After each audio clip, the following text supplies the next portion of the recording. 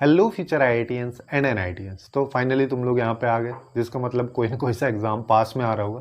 For example अभी JEE advance का आ रहा है, अगर बाद में आप ये वीडियो देख रहे हो तो हो सकता है जेई मेंस का एग्जाम पास में आ रहा होगा। और अब लग रहा है डर, क्योंकि पढ़ाई लिखाई जितना करना था वो सब हो गया है। अब कैसे भी करके कोई एक ऐसी स्ट्रेटजी मिल जाए जिससे 5-10 नंबर बढ़ जाएँ या 5-10 नंबर ही आ जाएँ तो थोड़ी इज्जत बच जाए। तो वैसी सिचुएशन में अभी करंटली तुम हो। अब देखो, यहाँ पे गलती तुम्हारी भी नहीं है। एक्चुअली में होता क्या है कि जैसे किसी भी एग्जाम के लिए अगर आप थोड़ा सीरियसली प्रिपरेशन करोगे तो एग्जाम जैसे जैसे पास में आता है, ऑब्वियसली बात है, डर लगता है। अब इसी डर का फायदा उठा के बहुत सारी वीडियोस मिल जाती है। बहुत सारी वीडियोस कहीं पे भी अगर यूट्यूब वगैरह पे देखोगे तो आपको मिल जाएंगी, जहां पे तुक्का स्ट्रेटजी बता रहे किस तरीके से आप 10 मिनट की वीडियो देख के 10 स्ट्रेटजी लगा सकते हैं, जिससे इजीली आपके जेईई मेंस एडवांस में 5 नंबर तक बढ़ जाएंगे, है ना। अब कौन नहीं चाहेगा फ्री फोकट का, बिना किसी मेहनत का 10 मिनट की वीडियो तो देखनी है। वीडियो देख के आपके 5 नंबर बढ़ रहे हैं, हर कोई चाहेगा।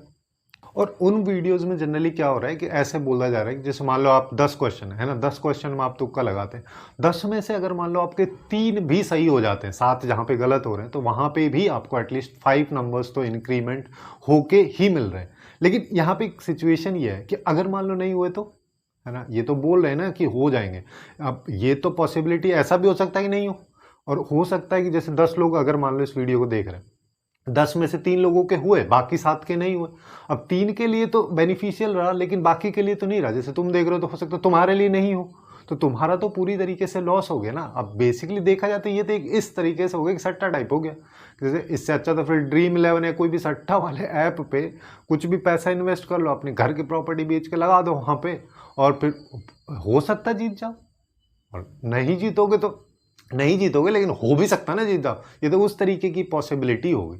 अब देखो, थोड़ा सा लॉजिकली अगर अपन समझे कि तुक्का स्ट्रेटजी या तुक्का लगाने से क्या क्या आपका रिस्क फैक्टर बन सकता है। जैसे सबसे पहली बात तो परसेंटाइल बनेगा, क्योंकि यहाँ पे जेईई मेंस में परसेंटाइल जो है वो मार्क्स के बेसिस पे तो निकलता ही है, उसके साथ साथ यहाँ पे एक्यूरेसी भी मैटर करती है। जैसे अगर मान लो सेम मार्क्स आपके किसी एक फ्रेंड के हैं और सेम आपके हैं, और आपके नंबर ऑफ क्वेश्चंस ज़्यादा किए हैं उस फ्रेंड के कंपैरिजन में, तो ऑब्वियस सी बात है आपने गलत भी ज़्यादा किए होंगे, है ना, तभी तो बराबर आ रहा है। और वैसी सिचुएशन में ऐसा भी हो सकता है कि आपका परसेंटाइल कम आए, क्योंकि एक्यूरेसी यहाँ पे काफ़ी इंपॉर्टेंट फैक्टर है। अब ये तो इस वजह से हो गया, ठीक है। दूसरा यहाँ पे क्या हो सकता है कि अगर मान लो आपने तुक्का एक क्वेश्चन तुक्का लगाया, ठीक है, और वो गलत हो गया, है ना, सही हो जाएगा उसके बारे में बात करेंगे, बट पहले मान लेते हैं गलत हो गया, है ना, जिससे कि आपको एकदम सिचुएशन समझ में आए कि आपका क्या क्या रिस्क पे है तुक्का लगाने की वजह से। अब एक क्वेश्चन आपका अगर मान लो गलत हो जाता है, तो उससे क्या होगा, जो कॉलेज ब्रांच जो आपको इनिशियली मिल रही थी वो नहीं मिलेगी, जो आप सोच के रखे थे कि इतने नंबर पे ये मिल जाता है। क्योंकि जब एक नंबर कम होगा तो परसेंटाइल कम होगा, और रैंक में बहुत ज़्यादा फर्क आ जाता है एक एक नंबर की वजह से। एक एक नंबर इसीलिए बोलते हैं जेईई मेंस और एडवांस में काफ़ी ज़्यादा इंपॉर्टेंट होता है।